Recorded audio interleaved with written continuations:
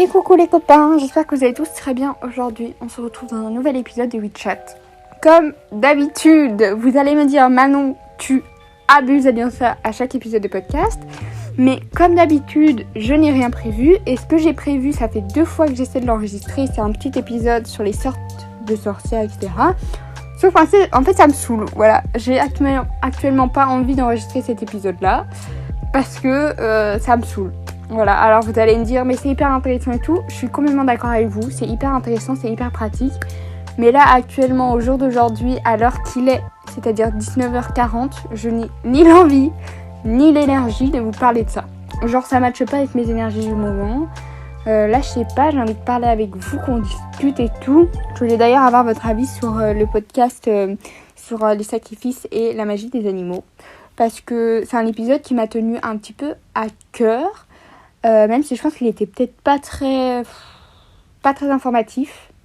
Mais je trouve que c'était intéressant de vous en parler, en fait.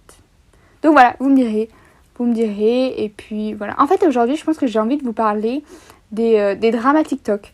Mais genre pas des dramas dans le Witch Talk, juste les dramas que moi j'ai eus. Ce qui va peut-être vous permettre d'apprendre certaines choses. Et voilà, quoi, on se raconte notre vie comme d'habitude au final. Alors je sais que cet épisode va peut-être pas être très précis et très waouh, mais vous me direz et on verra d'ici là, on arrangera le truc quoi. Bref, il faut savoir que moi, sur les réseaux sociaux, bon, je poste 1 fois par jour, etc. Ça va faire, je pense, 2-3 ans que je suis sur TikTok. J'ai un compte qui a été banni. Génial. Pourquoi ? Parce que TikTok a cru que je n'avais pas 13 ans, que j'étais plus jeune, alors que j'avais vraiment 17-18 ans. Mais bon, soit. Écoutez, j'essaie de le prendre du bon côté, de me dire que je parais plus jeune. Bon, c'est cool. Mais ça n'empêche que ça m'a saoulée. Il faut savoir que quand j'ai commencé sur les réseaux sociaux, mon compte a mis énormément de temps à débuter. Parce qu'en fait, je sais pas pourquoi. Franchement, je sais pas pourquoi. Je postais énormément, etc.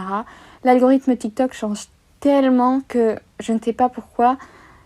Ça a pris autant de temps. En à peu près 1 an, j'avais 800 abonnés. Alors c'était quand même énorme, mais il faut savoir que j'ai tenu durant plusieurs mois avec 3-4 abonnés, dont mon cousin et une de mes belles-sœurs. Donc voilà, pour vous dire. Donc ça, c'est vraiment un petit message pour vous dire de vraiment pas perdre espoir. Ensuite, donc ça allait faire 1 an que j'allais avoir mon compte. Sarah avait reposté une story ou quelque chose comme ça que j'avais faite sur mon compte Insta. Et je ne sais pas pourquoi, à partir de ce jour-là, mon compte TikTok a explosé. Enfin, explosé. J'ai pris énormément d'abonnés d'un coup. Alors, comparé au gros compte, c'est pas beaucoup d'abonnés. Mais pour moi qui partais de 10 abonnés, c'était énorme. Et je suis passée à peu près aux 800 abonnés, etc. Je me souviens, c'était le 14 février. Mais bon, bref. Et 2 jours après, mon compte a été banni. Parce que j'avais une montée d'abonnés trop forte, je pense. Ça a attiré l'œil de TikTok qui s'est dit, elle a pas 13 ans, etc. Bon, soit. Ça n'empêche que j'ai essayé de récupérer ce compte. Ce compte a été perdu à jamais. Donc c'est triste, mais c'est comme ça. Ce qui veut dire que j'ai dû recommencer depuis le début. Alors, je vais vous dire un truc, vous allez me dire, mais franchement, t'abuses. Genre, c'est qu'un compte TikTok et tout. Mais quand j'ai perdu ce premier compte TikTok, j'étais dévastée. Parce qu'il faut savoir, c'est 1 an de travail non-stop où tous les jours, je postais 2 à 3 fois par jour. C'est 1 an de travail où tu te lèves, tu penses à qu'est-ce que je vais poster, puis l'après-midi, qu'est-ce que je vais poster. Vous voyez, c'est vraiment un truc constant, quoi. C'est fait que j'étais dévastée quand j'ai perdu ce compte, quand je me suis rendu compte que TikTok n'en avait rien à faire de ma tête et m'a laissé être bannie à vie. Donc c'était un peu hard. Mais je me suis dit, c'est pas grave Manon, de toute façon, au pire c'est pareil, t'as pas d'abonnés, c'est pas grave. Le but c'est que tu te fasses connaître, comme ça, quand ton oracle sortira, t'auras peut-être plus de ventes, ça pourra aider la maison d'édition à te publier, etc. Donc voilà, faut savoir que tout ça part de là. L'oracle... Bon, je vous en parle un petit peu parce que vous êtes quand même 400, mais je vous en parle quand même. On est entre nous. L'oracle dont je parle, c'est l'oracle des sabbats que j'ai fait avec un ami à moi, où on s'est rencontrés dans un salon de pierre. Voilà. C'est très drôle. Je revenais d'un voyage à Nice. Je revenais d'avoir vu Sarah durant 1 semaine où j'ai squatté les Dryades avec mon copain durant 1 semaine et demie. Enfin bref. Et on va à un salon de pierre dès qu'on rentre. Et qui je croise, mon ami qui deviendra après le futur illustrateur de l'oracle. Donc c'est l'oracle des sabbats. Et ça parle un petit peu des énergies de chaque sabbat, etc. Parce que c'est comme ça en fait que je suis rentrée dans la sorcellerie via les sabbats et c'est vraiment un sujet qui me tient extrêmement à cœur. Donc je me suis dit, je vais ouvrir un compte TikTok pour augmenter ma visibilité et avoir peut-être un peu plus de visibilité et de crédibilité auprès des maisons d'édition et auprès de vous parce que ça me tenait à cœur de partager ma passion. Parce que oui, l'ésotérisme, c'est vraiment ma passion. Et même s'il y a des moments où je me sentais pas vraiment légitime, etc., en fait, je me suis rendu compte que toutes les heures où j'ai écouté des podcasts, des livres et des recherches, ça m'a permis d'avoir des connaissances qui peuvent être utiles à tout le monde. Voilà, bref, tout ça pour dire que ça fait 2-3 ans à peu près que je suis sur les réseaux sociaux. Et ça fait 2-3 ans à peu près que j'ai fait mon oracle qui a été fini cette année. Ouais, je suis un peu longue à la détente, mais c'est pas grave. Donc on attend des nouvelles d'ailleurs de la maison d'édition. Priez pour moi, croisez les doigts, mais on attend des nouvelles. Donc moi sur les réseaux sociaux, j'ai toujours eu une petite présence. Voilà, pas une énorme, mais quand même une petite présence. Et quand j'ai eu mon deuxième compte, le nombre d'abonnés a été quand même assez vite atteint. Ce qui fait que là, ça va faire à peu près 1 an, enfin du coup en février ou en avril-mars, que j'ai mon compte Insta. Et on a atteint bientôt les 6500, je pense qu'on a atteint les 6500 abonnés. Bref, c'est énorme et je vous remercie vraiment de me soutenir parce que c'est vraiment hyper gentil. Ça m'aide vraiment à vous proposer du contenu, etc. Surtout quand vous m'envoyez des messages en me disant merci pour ton contenu. Vous pouvez même pas imaginer à quel point ça me fait plaisir de recevoir vos messages. Comme ça me montre en fait que je ne fais pas ça pour rien et que je ne vous raconte pas n'importe quoi. Bref, soit. Donc j'ai toujours eu une petite présence sur les réseaux sociaux, j'ai toujours posté au moins une fois par jour, ce qui m'a amené à des petits dramas. Génial. Voilà, donc je sais qu'il y a des grands créateurs de contenu du TikTok qui m'ont bloqué parce qu'ils ne supportaient pas de voir ma tête. Mais il faut savoir qu'à un moment sur TikTok, je sais pas ce qui se passait, mais j'étais dans les pourtois de tout le monde. Voilà, je peux comprendre que ça saoulait. Après, oui, il y a des créateurs de contenu du TikTok qui m'ont bloqué de leur compte. Bon, pourquoi pas. Ça me fait rire, mais pourquoi pas. Et ça m'a amené plusieurs petits dramas. Et le dernier en date, c'était un drama sur... je disais qu'en fait, on pouvait utiliser la croix chrétienne pour des rituels de sorcellerie. Mais en fait, c'est parce que la croix a un égrégore de protection. Alors, un égrégore, c'est une énergie tellement puissante qu'elle en devient réelle, dans le sens où si tout le monde... prenons l'exemple des dieux et par exemple plus précisément de Jésus, un nombre incalculable de personnes ont foi en Jésus. Disons que Jésus a existé, là il n'est plus sur terre, ça devient une énergie. Donc c'est énormément de personnes qui vont alimenter une énergie, qui va faire que cette énergie va exister. Vous voyez ce que je veux dire ? Ce qui fait que en fait la croix a un égrégore, donc a une énergie spécifique qui est alimentée par plusieurs personnes. Il se trouve que ça n'a pas plu aux chrétiens, que je ne pouvais pas utiliser la croix juste pour la protection, que tu ne pouvais pas acheter de croix si tu ne faisais pas partie, si tu n'étais pas chrétienne, et nanana. Bon, vous allez me dire, c'est un petit peu aberrant, mais pourquoi pas ? Il faut savoir aussi que moi j'ai foi en toutes les divinités de la terre, dans le sens où, oui, pour moi Dieu existe, Dieu a existé, et toutes les divinités qui sont liées à lui, enfin Marie, etc., oui. Et je n'ai aucun problème avec ça. Ça ne m'embête pas du tout. Juste ce que je trouve aberrant, c'est les gens qui t'imposent leurs croyances et qui te disent que tes dieux n'existent pas et qui n'ont ni tolérance, ni acceptation et qui sont juste là en fait pour t'obliger à croire ce que eux croient et que eux ont la vérité infuse alors qu'en fait, pas du tout. Et personne n'aura cette vérité infuse, que ce soit... Enfin, surtout au niveau du divin et du monde subtil. Mais bon, ça c'est une petite parenthèse. Ce qui fait qu'en fait je me suis renseignée parce qu'il me semble que j'avais fait une petite erreur, j'avais dit que c'était la croix chrétienne, mais en fait non, c'est la croix de Saint Benoît. Saint Benoît, c'est un monsieur, vous voyez en fait un petit peu partout. Donc c'est une croix un petit peu carrée avec des lettres de chaque côté de la croix. Je vous explique ça en très gros, mais comme ça vous pouvez voir à peu près comment ça se passe, enfin, de quoi je parle. Et de l'autre côté, vous avez un monsieur qui tient un livre, donc il a une petite barbe. Il a un livre et une croix, un bâton en croix. Il faut savoir que ce symbole est utilisé pour chasser les entités négatives, les démons, etc. Donc en fait, c'est utilisé lors d'exorcismes. Ce symbole-ci, avec la croix. Donc voilà, j'ai fait une petite rectification. N'empêche que ça n'a pas plu, alors que c'est tout à fait vrai. dans le sens où c'est même utilisé dans la chrétienté pour chasser le démon, pour être un symbole de protection. Donc, d'après moi, tout le monde pourrait porter cette croix. Enfin, je veux dire, c'est quand même vendu dans des églises. Ça permet, quand on achète ce genre de choses, d'alimenter et la rénovation, par exemple, des églises, etc. Donc, je vois pas où est le problème à ça. Mais après, vous faites ce que vous voulez. Moi, je m'encarre un peu le 4 quarts. C'est un peu ma vie. Je fais ce que je veux. C'est votre vie. Vous faites ce que vous voulez. Au final, on s'en fiche. Bref. Donc voilà, ça c'était un de mes dramas sur TikTok. Ça n'a pas plu, voilà.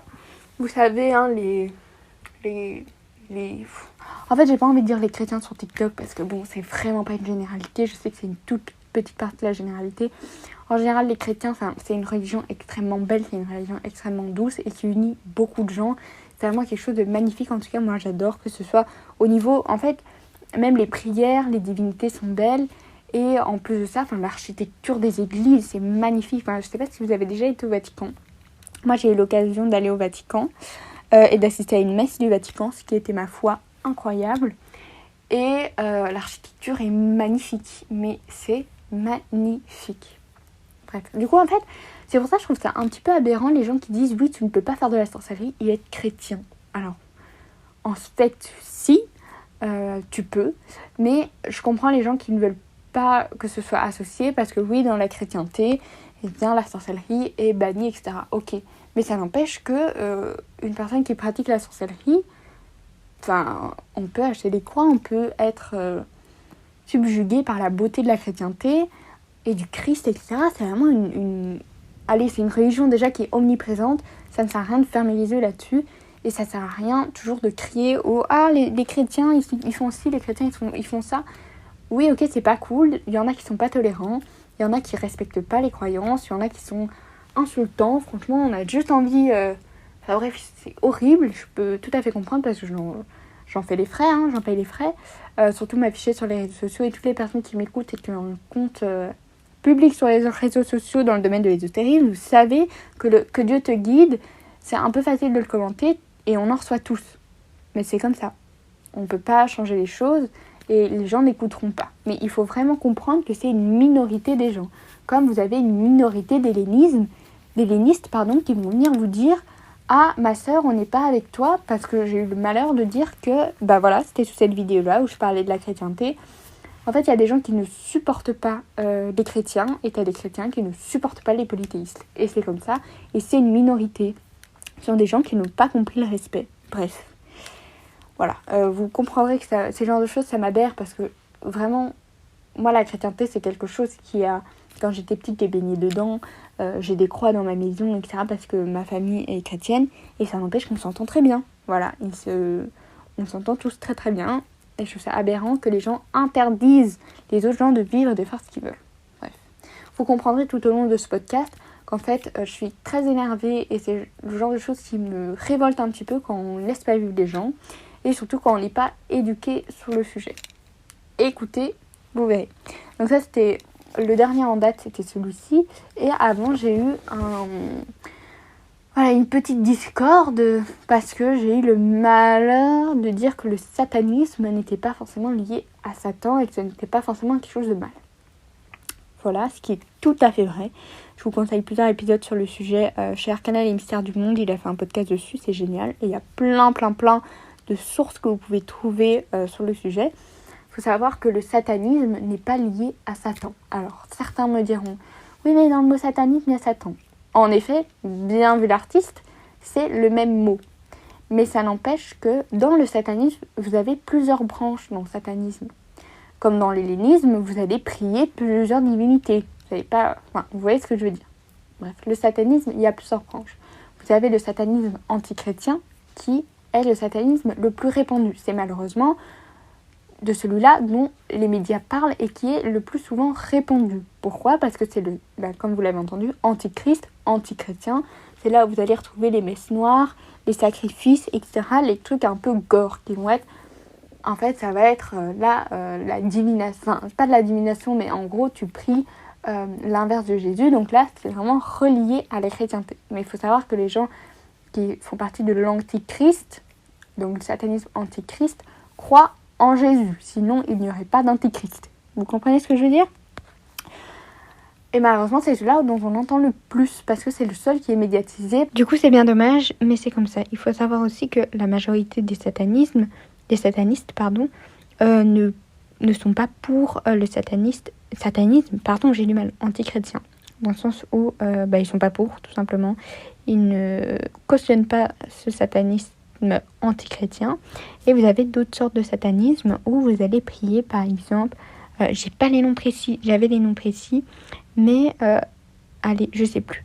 Mais j'ai plus les noms. Mais en gros, vous allez prier une divinité, par exemple, pas Satan, mais vous avez d'autres noms pour définir, Satan, voilà, qui sont en fait des entités qui ont été, il me semble qu'il y a une divinité qui en fait est un ange déchu et qui est un porteur de lumière et donc qui met le but en fait de cette religion pratique, etc. C'est de mettre la foi en nous avant de la mettre dans un Dieu. C'est-à-dire qu'on va d'abord penser en ses capacités, etc. Nous mettre en avant, penser à soi avant de penser aux autres. Voilà.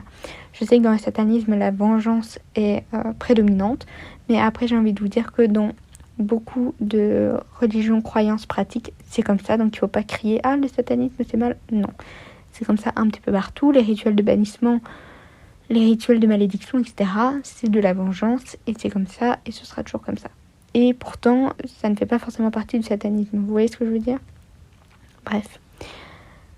Tout ça pour dire que je me suis pris une petite vague de haine parce que les gens n'ont pas pris la peine de se renseigner et je peux comprendre que ça fasse un petit peu peur. Après, bon voilà, je sais de quoi je parle, j'ai fait des recherches, je me suis intéressée au sujet donc je sais à peu près de quoi je parle.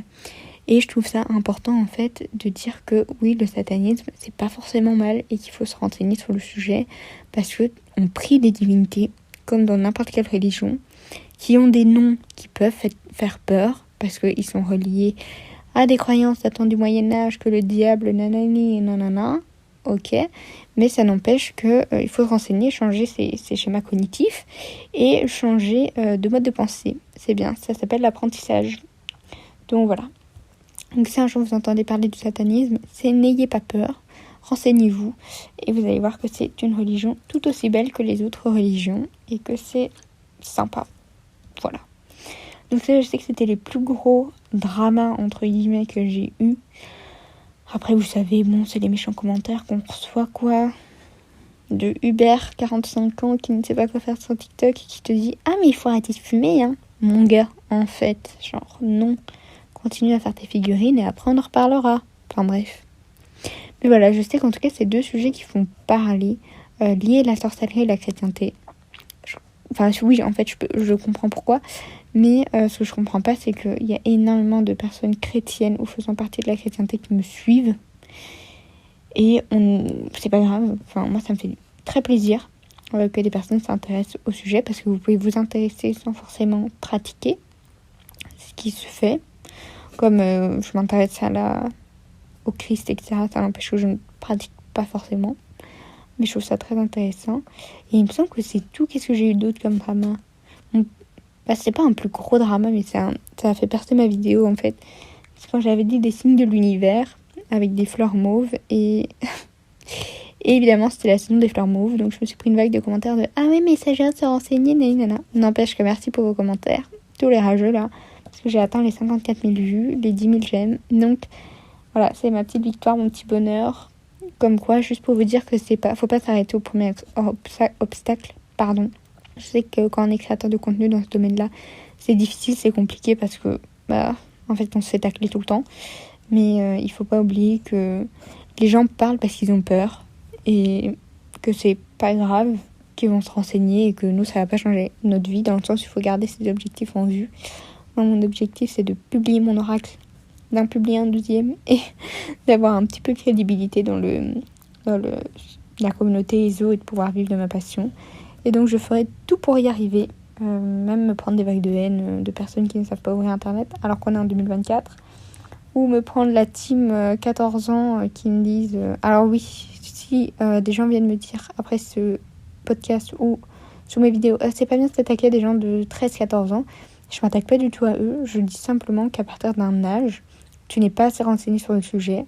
Et je dis pas tous, hein, évidemment, il y a certaines personnes très jeunes qui vont être très renseignés sur le sujet, et tant mieux parce qu'on va pouvoir avoir une discussion constructive. Il y en a qui ne le sont pas du tout, et à 13-14 ans, tu ne fais pas l'effort d'aller te renseigner. Voilà, et t'es beaucoup trop allé sur les réseaux sociaux. Donc c'est comme ça, il faut savoir l'accepter aussi, que c'est pas une plateforme pour les très jeunes parce que ils savent pas se remettre en question. Enfin voilà. Et évidemment, je ne fais pas une globalité. Vous voyez ce que je veux dire ? Bref, je pense que c'est tout. Je sais pas si j'ai eu plus de drama. Je pense pas. En tout cas, j'espère que j'en avais pas trop.